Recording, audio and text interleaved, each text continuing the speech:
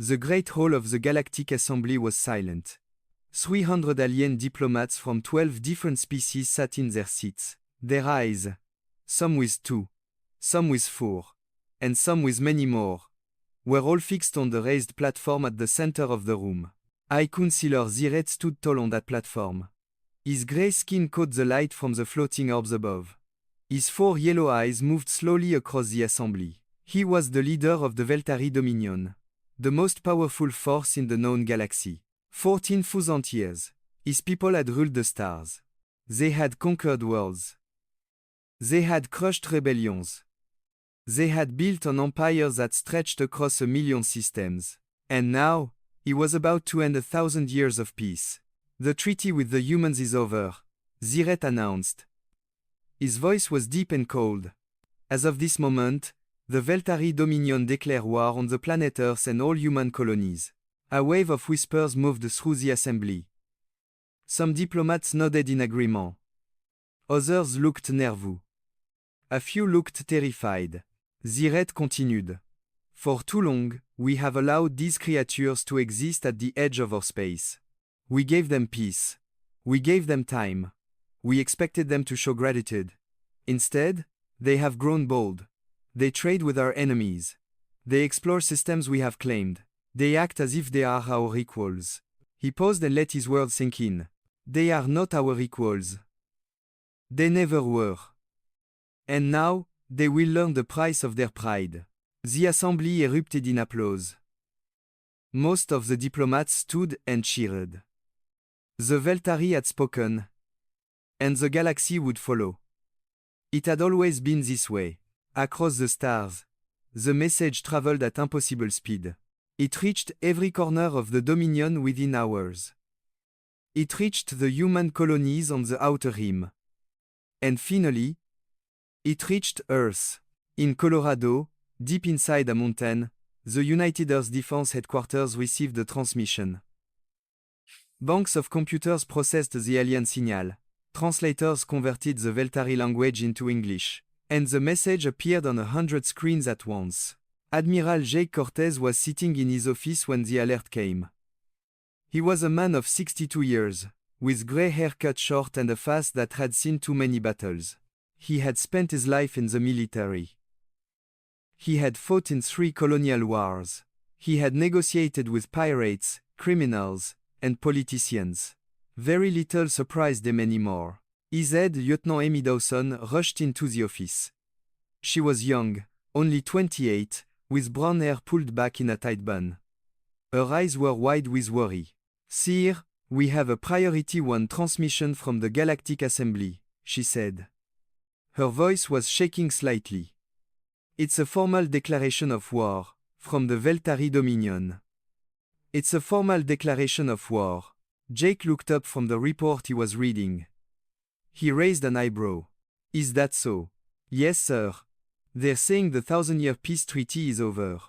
They're mobilizing their entire fleet. Intelligence says they have at least 3,000 warships ready to move." Jake set down his report. He leaned back in his chair and looked at the ceiling for a long moment. Then, to Amy's complete confusion, he smiled. "Get me General Danivance on a secure line," he said calmly. "And tell the kitchen staff to put on a fresh pot of coffee. It's going to be a long week." Amy stared at him. "Sir, did you hear what I said? They have 3,000 ships. They're coming here. They're going to attack Earth." "I heard you, Lieutenant. And you're ordering coffee?" Jake stood up and walked to the window. Outside, the Rocky Mountains stretched towards the horizon. The sky was clear and blue. Birds flew between the trees. It looked peaceful. It looked like any other day. "Let me tell you something about the Veltari," Jake said. "They're old. Very old. They've been running the galaxy for so long that they've forgotten what a real fight looks like. They crush small rebellions. They bully weak species. They wave their big flea around and everyone surrenders. That's all they know." He turned to face Amy. "Do you know why they signed a peace treaty with us 1,000 years ago?" Amy shook her head. "The history books say it was a mutual agreement. Both sides wanted to avoid further conflict. Jake laughed. It was a soft, tired laugh. The history books are polite. The truth is simpler. They couldn't beat us. They tried for 50 years. And they couldn't do it. We were a bunch of hairless monkeys who had just figured out how to leave our own planet. And we fought them to a standstill. But that was 1,000 years ago, Amy said. They've had time to build up their force. They probably think we've gone soft. Probably, Jake agreed. They probably think we spent the last millennium learning to paint pictures and write poetry. They probably think we forgot how to fight. Did we? Jake's smile faded. His eyes grew serious. No, Lieutenant. We didn't forget. We got better. We got much, much better. And we made sure that when the day came, and it always comes, we would be ready.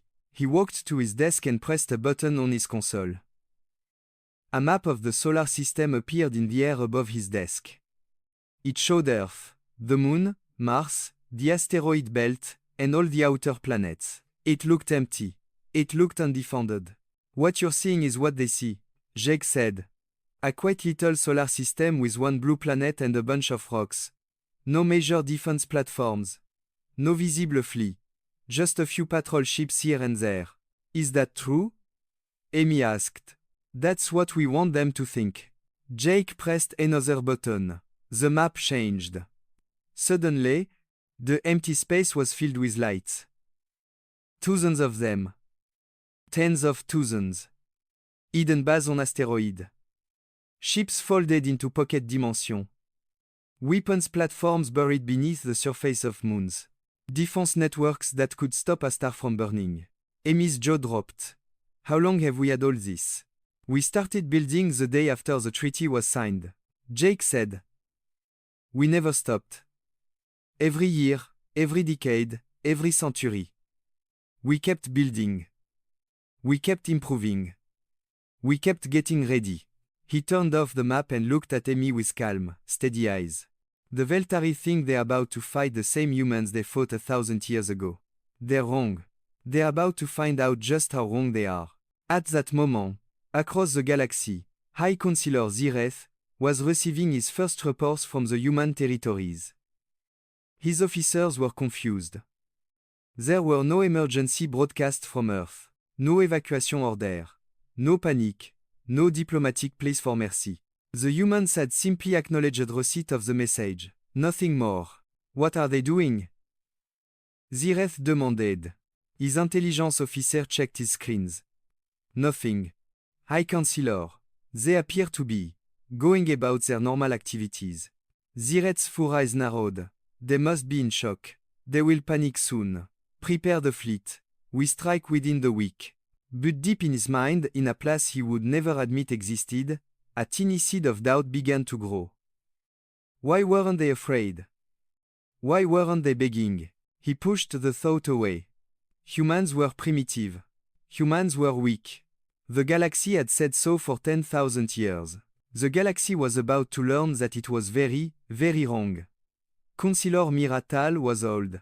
Even by Veltari standard. She had lived for over 800 years. She had seen empires rise and fall. She had watched species evolve and go extinct. She had been present when the first human ship was spotted at the edge of Dominion space, 1,000 years ago. She remembered everything. Now she sat in her private chamber on the Dominion homeworld, surrounded by floating screens filled with ancient records. Her four eyes scanned document after document. Video after video. Report after report. She was looking for something. Something that everyone else had forgotten. The truth about humanity. The official story was simple. 1,000 years ago, the Veltari had discovered a new species on a small blue planet. The species was primitive. They had just learned to travel between planets in their own system. They were divided into hundreds of nations that constantly fought each other. They were violent, messy, and loud. The Dominion had sent a fleet to claim their world. It was standard procedure. They had done it 1,000 times before. Small species always surrendered. It was the natural order of things. But the humans did not surrender. Mira pulled up a video from those early days. It showed a Veltari battlecruiser approaching Earth. The ship was massive, a kilometer long, bristling with weapons that could crack a planet in half. Below it, a handful of teeny human vessels rose to meet it. They were ugly things, built from metal and fire, held together by hope and stubbornness. The Veltari commander had laughed at them. He had ordered his weapons to fire. He had expected the human ships to vanish in a flash of light. Instead, the human ships had scattered like insects. They had moved in ways the Veltari computers could not predict. They had fired back with weapons that should not have worked against Veltari shields. And when the Veltari commander had ordered his fighters to pursue them, the humans had led those fighters into a trap. The battlecruiser survived that day, but barely. 300 Veltari soldiers did not. That was just the first day. Mira switched to another record. This one was a report from a ground commander during the invasion of Earth's moon. The Veltari had landed 10,000 troops. They had expected to crush any resistance within hours. The humans had met them with weapons made from mining equipment. They had dug tunnels that went in every direction. They had collapsed buildings on top of advancing soldiers. They had set traps using explosive gas from their own life support systems. They had fought with knives and rocks when their guns ran out of ammunition. The battle for the moon lasted 6 months. The Veltari won, eventually. But they lost 8,000 soldiers to take a rock with no water and no air. The report ended with a single line from the ground commander. These creatures do not understand when they are beaten. I am not sure they understand the concept at all. Mira closed the report and opened another. This one was from the Battle of Mars. The humans had turned the red planet into a fortress. They had buried weapons in the sand. They had built fake cities to draw Veltari attacks. They had launched suicide ships filled with explosives into the Veltari fleet. One human pilot had flown his damaged ship directly into the engine room of a Veltari carrier. The carrier was destroyed.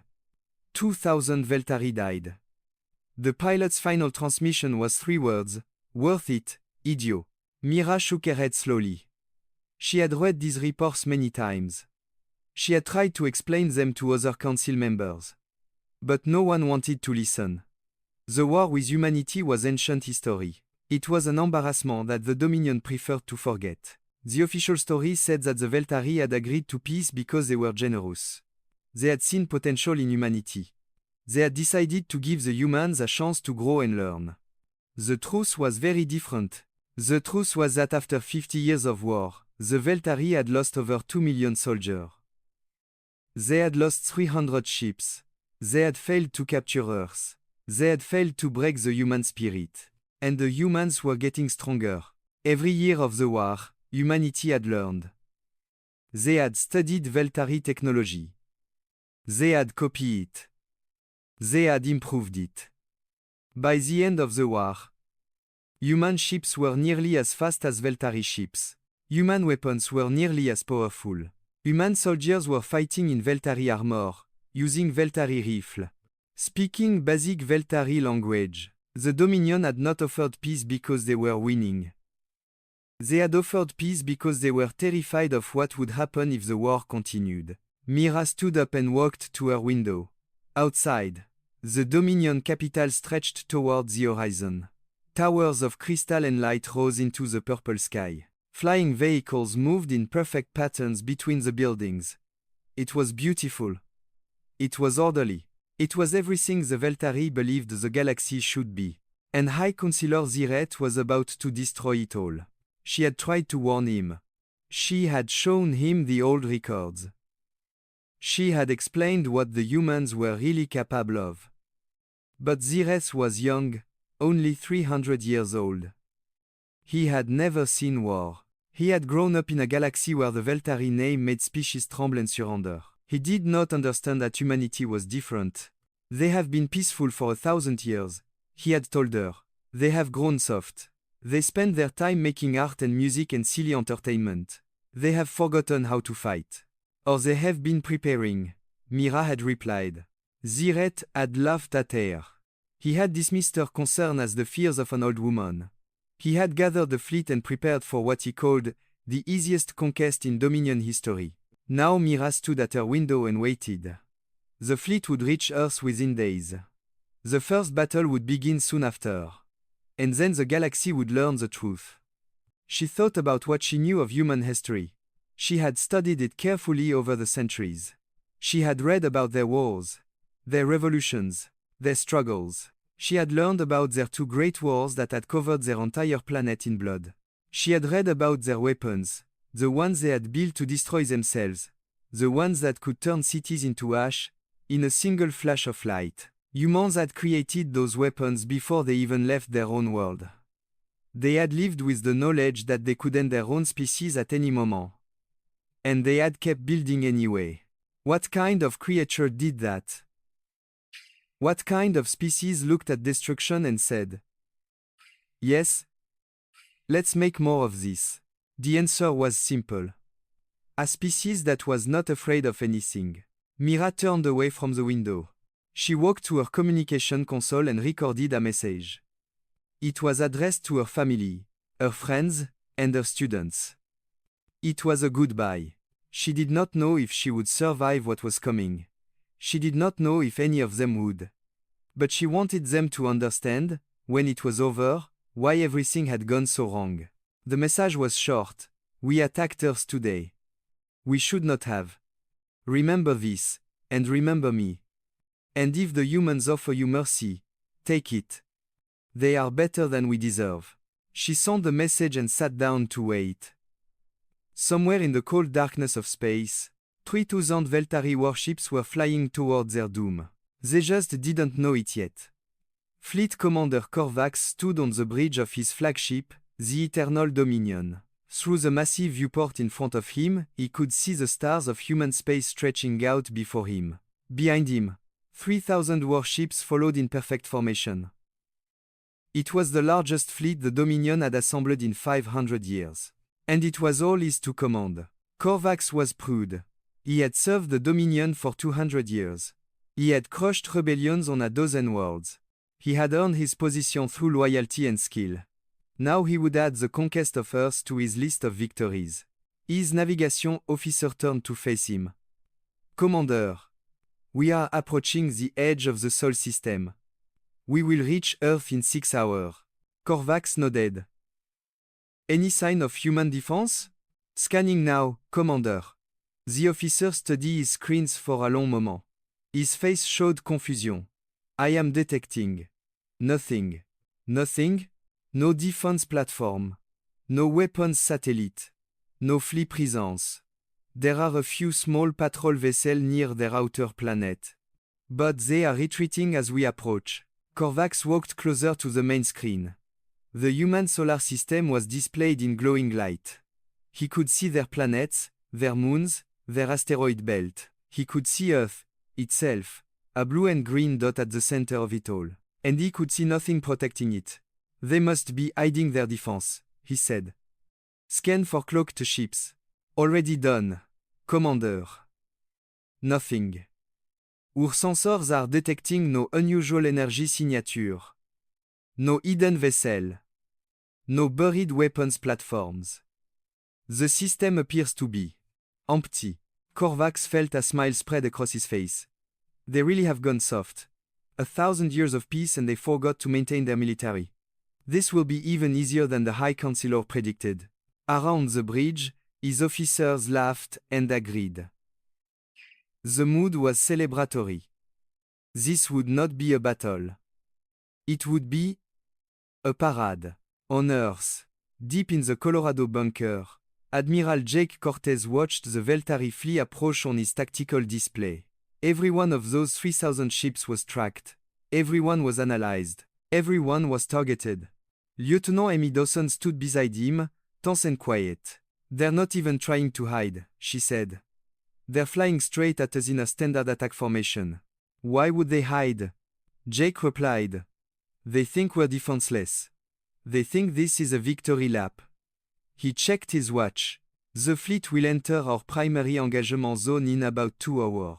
Is everyone in position? All unit report ready, Admiral." "The defense network is fully powered," The reserve fleet is standing by in dimensional storage. Ground force are in hardened shelters across the planet. Good. Jake sat down in his command chair and picked up a cup of coffee. Now we wait. Meanwhile, on the outer edge of the solar system, Captain Ben Torres was playing cards. His small patrol ship, the Quiet Evening, was one of the vessels that had been sent to retreat from the advancing Veltari fleet. In reality, they were observers. Their job was to watch, record, and report. His communications officer, Sergeant Lisa Shaw, looked up from her console. Captain, the Veltari fleet has just passed Neptune's orbit. They'll reach the inner system in about 90 minutes. Ben didn't look up from his cards. How many ships? 3,000, sir. All capital-class vessels. It's the biggest fleet I've ever seen. Ben nodded and placed a card on the table. Sounds impressive. Aren't you worried, sir? Ben finally looked up. He had a round, friendly face and calm brown eyes. He didn't look like a man who was watching an invasion. He looked like a man who was waiting for dinner. Sergeant, let me tell you a little story. When I was a kid, about 7 years old, I found a wasp nest in my backyard.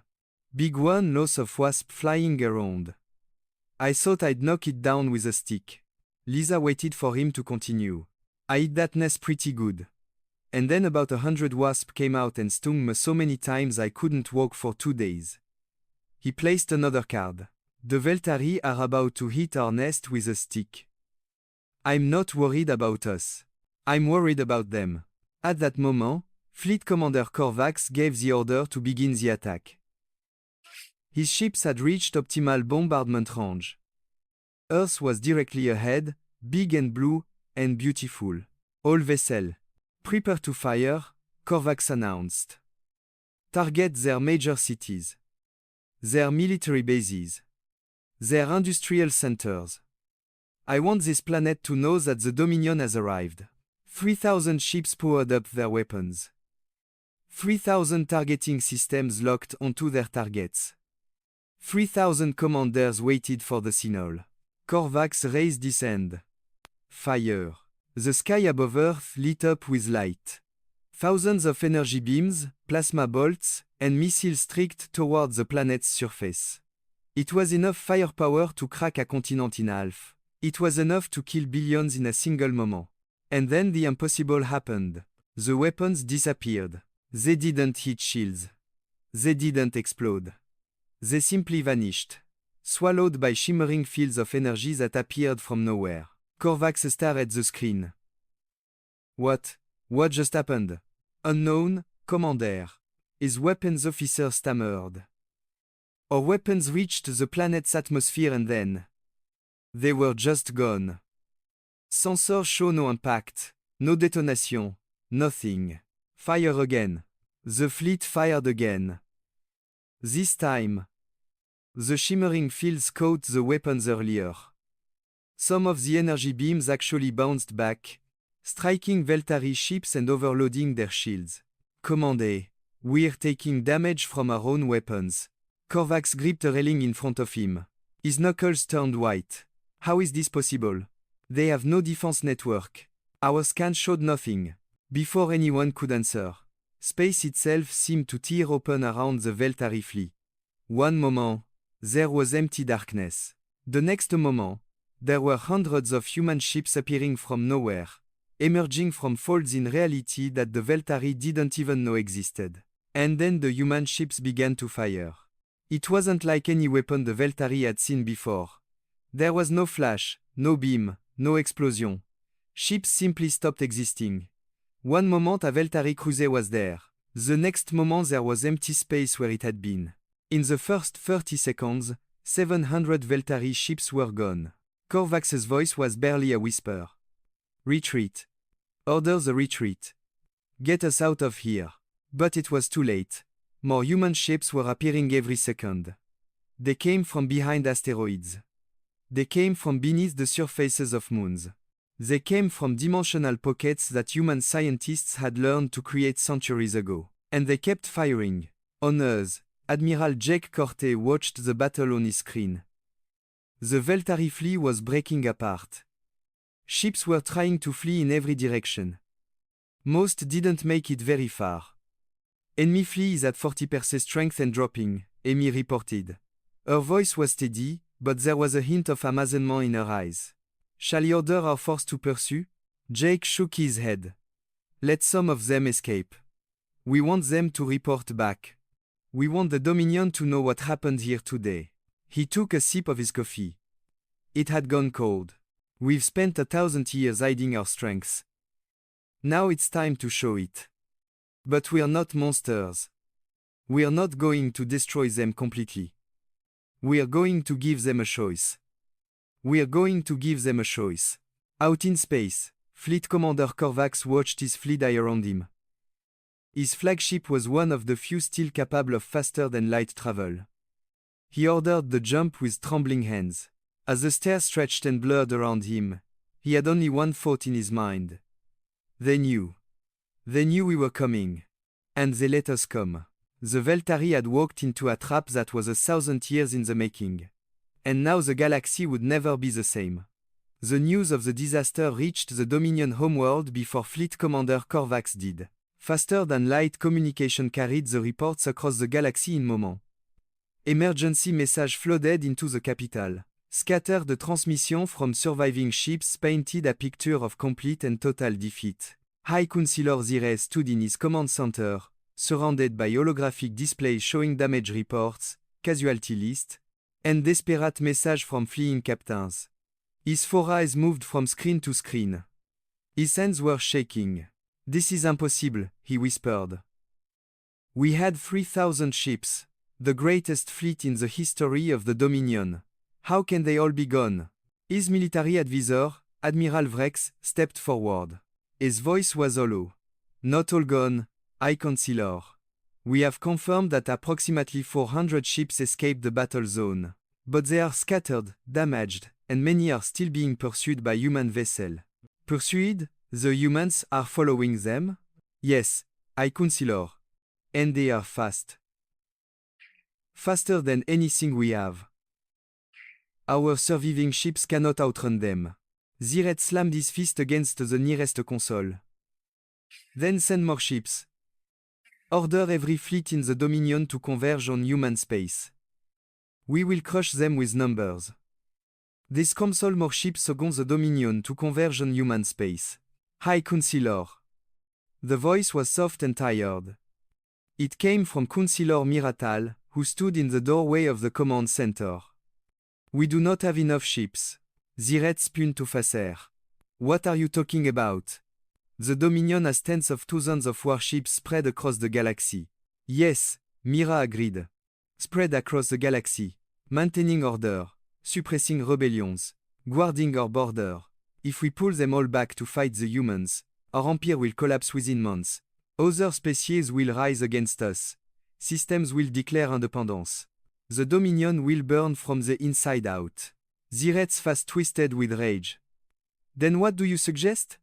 Surrender? Bow before these animals? Mira walked slowly into the room. She moved past the panicking officers and the flashing screens. She stopped in front of the main display, which showed a map of the galaxy with human space highlighted in red. I suggest you look at this, she said. Really look at it. The display changed. New data appeared. Sensor readings from the battle. Analysis of human weapons. Estimates of human fleet strength based on what had been observed. Our sensor detected over 100,000 human warships during the battle, Mira said quietly. And those were just the ones they showed us. Our analysts believe their true numbers could be 10 times higher. Perhaps more. Silence fell over the command center. That is not possible, Admiral Vrex said. No species can build that many ships. Not even us. They had 1,000 years, Mira replied. 1,000 years of peace. 1,000 years to build, to plan, to prepare. We thought they were using that time to become civilized. We were wrong. They were using it to become unstoppable. At that moment, across the galaxy, the human counter-strike began. Commander Nate Sullivan stood on the bridge of the carrier steadfast as it emerged from faster-than-light travel at the edge of Veltari space. Behind him, a fleet of 2,000 human warships appeared in perfect formation. His executive officer, Commander Carla Reyes, checked the tactical display. We have arrived at the target coordinates, Commander. Sensors are detecting a Veltari military station approximately 200,000 kilometers ahead. It appears to be a supply depot for their outer fleet. Nate nodded. Any sign of enemy warships? A few patrol vessels. Nothing that can challenge us. Good. Open a channel to the station. Standard translation. Carla pressed a button on her console. Channel open. Commandé. Nate straightened his uniform and spoke clearly. Veltari Station, this is Commander Nate Sullivan of the United Earth Fleet. Your government has declared war on humanity. We are here to respond. You have 15 minutes to evacuate all personnel. After that time, this station will be destroyed. This is your only warning. There was a long pause. Then a Veltari voice came through the speakers, confused and frightened. Human vessel. We are a supply depot. We have no military value. We are not a threat to you.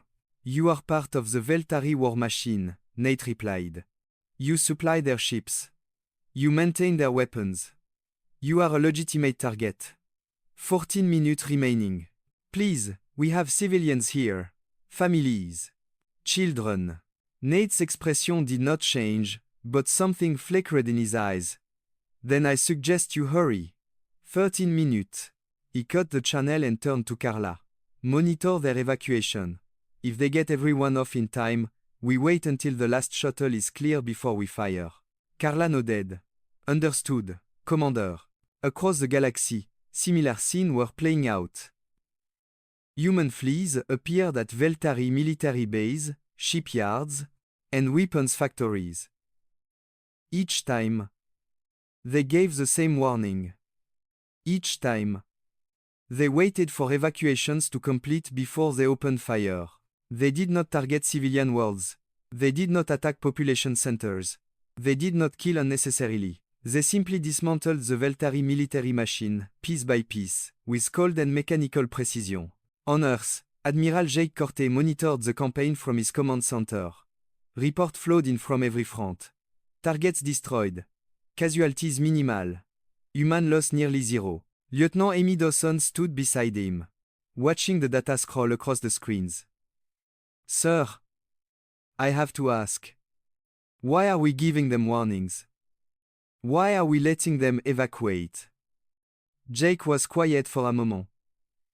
Because we are not monsters, Lieutenant. We could have destroyed them without warning. We could have killed millions.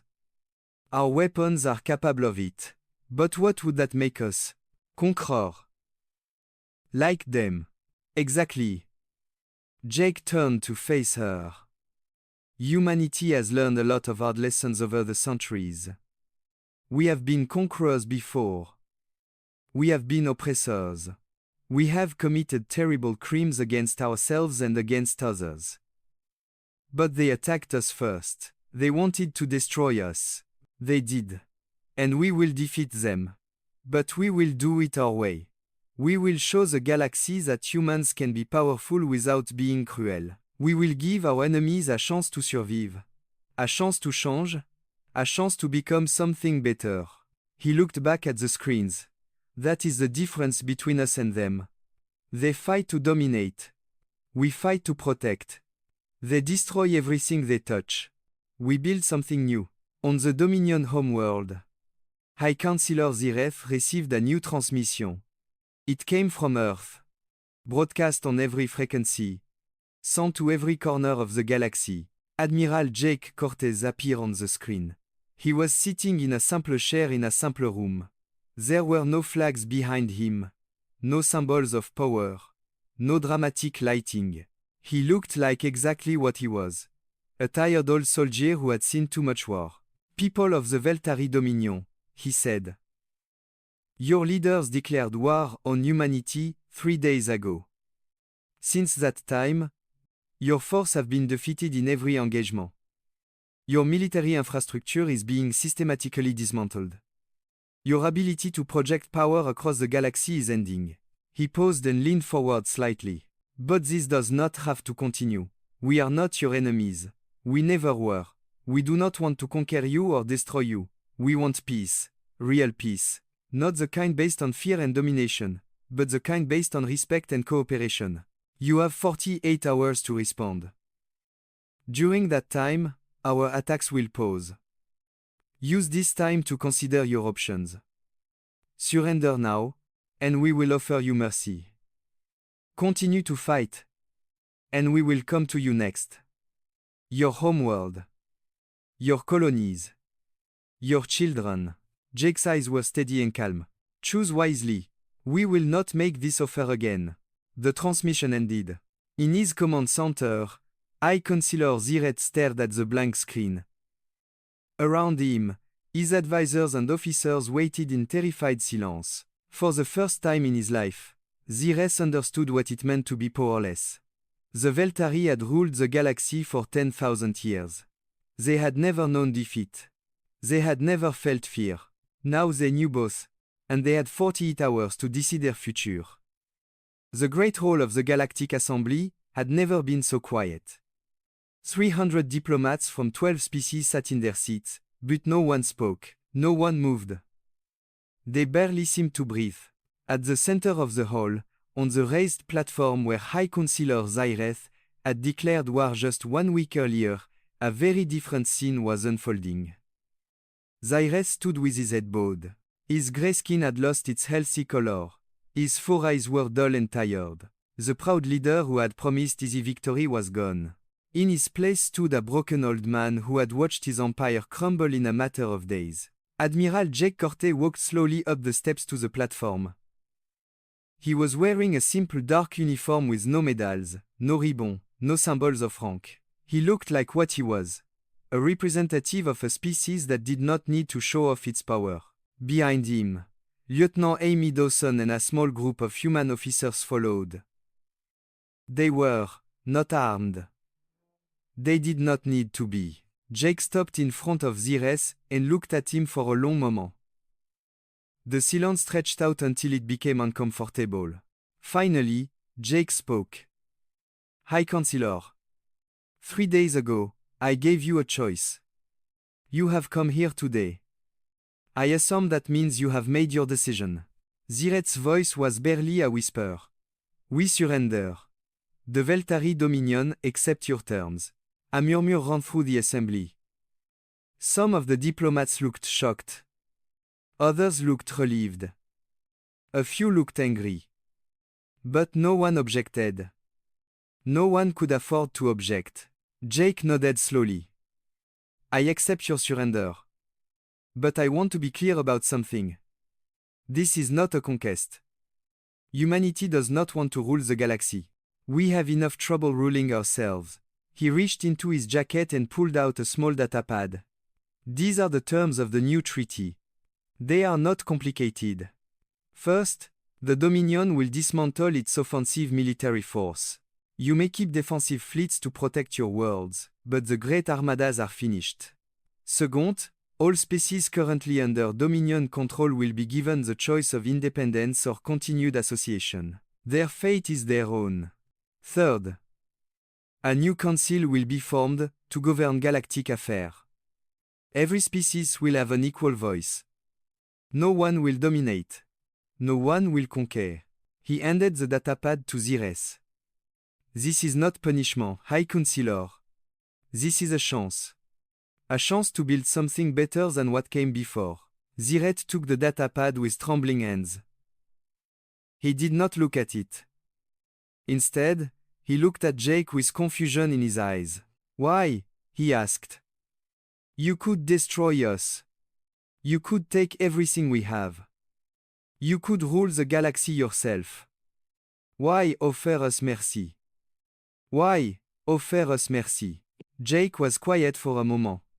When he spoke, his voice was soft but clear. Because we have been where you are, High Counselor. Not that long ago. By galactic standard, we were the ones with empires. We were the ones who conquered and dominated and destroyed. We did terrible things to each other. We almost ended our own species more than once. He paused and looked out at the assembled diplomats.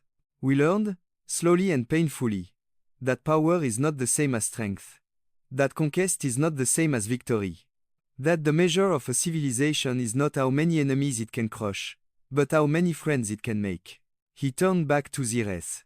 The humans who stood against your first invasion 1,000 years ago were frightened children with sticks and stones. They fought because they had no choice. They won because they refused to give up.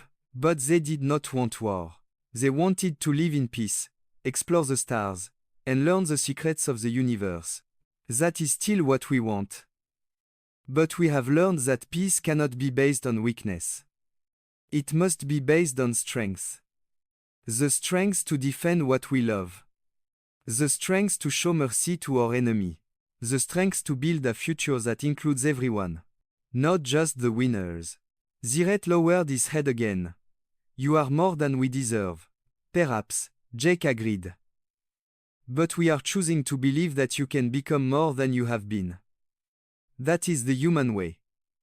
We are stubborn optimists. We refuse to give up on people, even when they give up on themselves. Councillor Miratal stepped forward from the crowd of Veltari officials. She had been waiting in the shadows, watching the exchange. Now she approached the platform and bowed her head to Jake. Admiral Corte, she said, I have studied your species for many centuries. I tried to warn my people about what you truly were. They did not listen. But I want you to know that not all of us believed in this war. Not all of us wanted conquest. Jake nodded to her. I know, Councillor. We have read your writings. Your warnings were wise. I hope you will help guide your people through what comes next. Mira's full eyes glistened with what might have been tears. I will do my best. But I must ask you something. Something that has haunted my species for 1,000 years. Ask. When we first met, you were weak. You were divided. You had barely learned to live your own world. We attacked you with the full might of the Dominion. And yet you fought us to a standstill. You made us sign a peace treaty. Why did you agree to peace? You could have kept fighting. You could have pushed us back. Why did you stop? Jake was silent for a long moment. The entire assembly waited for his answer. Because we saw what we were becoming, he finally said. 50 years of war had changed us. We were learning to hate. We were learning to enjoy victory. We were becoming like you. He looked at Mira with steady eyes. Her leaders at that time made a choice.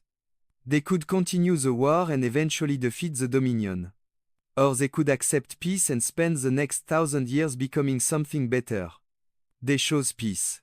Not because they were weak, but because they were strong enough to stop. Mira bowed her head. And now? You have the power to do anything you want. You could reshape the galaxy in your image. Jake smiled. It was a tired smile, the smile of a man who had seen too much and hoped for too much and kept going anyway. We could. But that is not who we want to be. The galaxy does not need another empire. It needs partners. Friends. Neighbors who disagree sometimes but work together anyway. He looked out at the assembled diplomats one final time. This is not an ending. This is a beginning. A new beginning for all of us. There will be challenges ahead. There will be disagreements and conflicts and difficult decisions. But we will face them together. And we will build something that the old Dominion never could. A galaxy where every species has a voice, a future and a home. The assembly was silent. And then slowly one diplomat began to applaud. Then another. Then another. Soon the entire hall was filled with the sound of clapping hands, clicking claws, and slapping tentacles. Jake did not bow or wave or acknowledge the applause. He simply turned and walked down from the platform, followed by his officers. Amy Dawson caught up with him as they left the hall. Sir, what happens now? Jake looked at her with a tired, hopeful smile. Now the hard work begins, Lieutenant. Building is always harder than breaking. It takes patience and compromise and a lot of coffee. Do you think it will work? A galaxy without empire? Jake shrugged. I don't know. Maybe not. Maybe we are just stubborn fools chasing an impossible dream. But that has never stopped us before. He paused at the exit and looked back at the Great Hall, where 300 diplomats from 12 species were talking to each other for the first time as equals. Humanity has always been good at impossible things, Lieutenant. We walked on our moon before we could agree on what rights people should have. We reached for the stars while we were still fighting wars in our streets. We built miracles and monsters. Sometimes at the same time. He turned and walked out into the alien sunlight. But we keep going. We keep trying. We keep believing that tomorrow can be better than today. And sometimes, just sometimes, we are right. Amy followed him out. Behind them, a new age was beginning. An age where humanity would not rule the galaxy, but would help guide it towards something new, something better, something that had never existed before. It would not be easy. It would not be quick. It would not always work. But it was worth trying. It was always worth trying. That was the human way.